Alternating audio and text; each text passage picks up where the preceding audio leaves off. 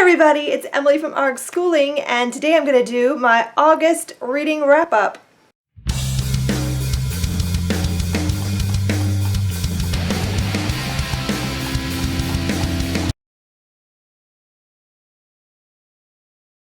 It's September. I don't know how that happened so fast.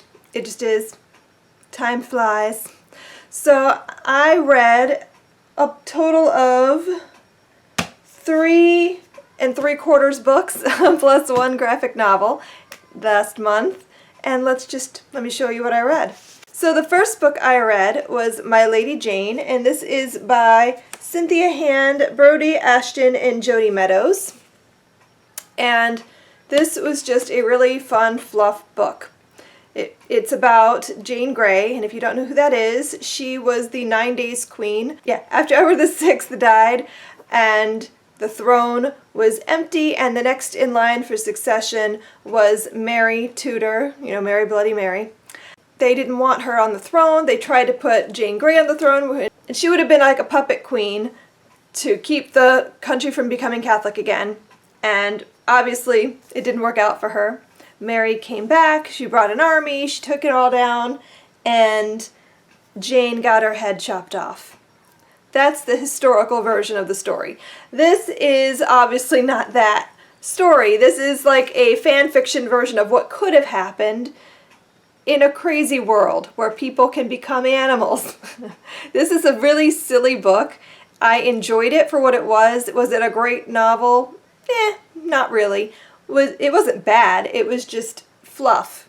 And every now and then I need a nice fluff read. And I loved that time period. That's like one of my favorite go-to time periods to read about. I've always been fascinated with Jane Grey. I loved the movie Lady Jane that came out in was it the late 80s or early 90s, with Helena Bonham Carter and Cary Elwes. Loved that movie so much. And so this was kind of the same idea as that, with, Jane and Guilford actually being in love, because that did not happen in real life.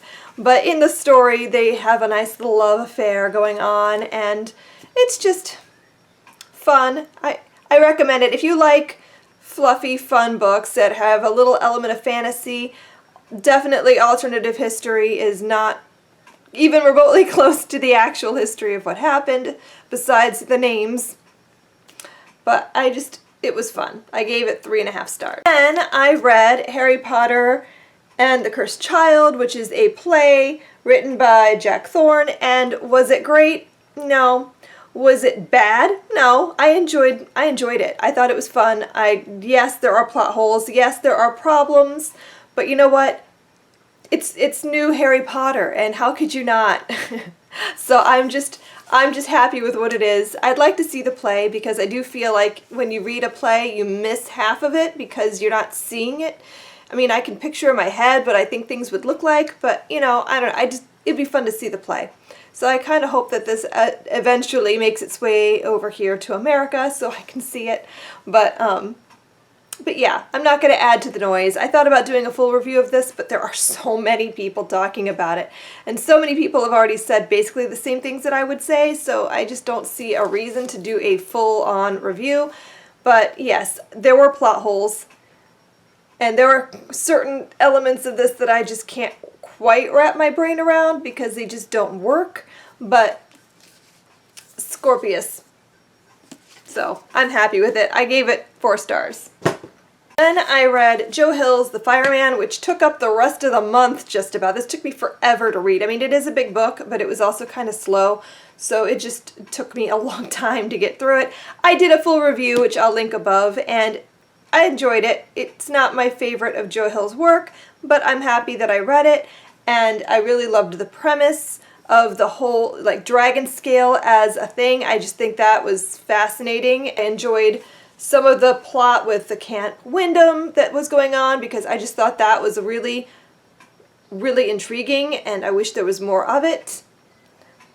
But it is what it is. And I felt like this was one of those stories that needed an editor really badly.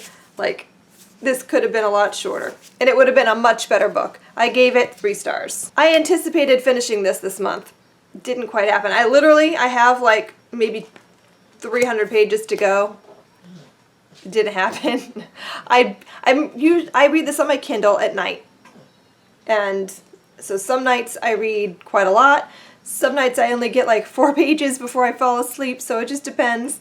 So yeah, I'm going slowly, but I wanted to go slowly because I'm kind of like soaking it all in and like looking for all the little hidden things that I missed the first time through. So is my favorite out of all of the Song of Ice and Fire books. This is my favorite. All of the things happen in this book. There's just like bam, bam, bam, like one after another. Everything just keeps happening. And I love it so much. And I'm enjoying picking up all the little things I missed the last time. So much intrigue, so many little things that are connected that you miss and you're not paying close attention. And I just love that. I love that about these books, that there's so much detail. There's so much going on all the time. And even little things mean something. Like, you can analyze these books for years and still not get all of it. The graphic novel that I read this month was Buffy the Vampire Slayer, The Long Way Home, Season 8. I've been wanting to get to these for so long. So long. Buffy is one of my favorite things in the entire world. I loved that show so much. I've been watching Buffy and Angel with my teenager, my 17-year-old, and it's just like the best thing ever. I love it. So we've been talking about getting the graphic novels because I've been putting it off because honestly, I'm not a fan of graphic novels. I'm just not. I find them difficult to read. I never know where to look. My eyes are it's distracting, and I would rather just read a novel.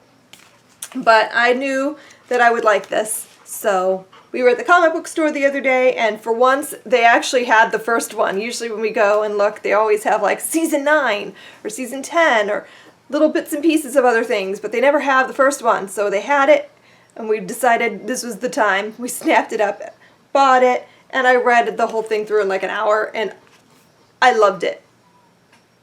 I loved it. I loved hearing all their voices in my head, the Buffy speak, all of it. I just loved it.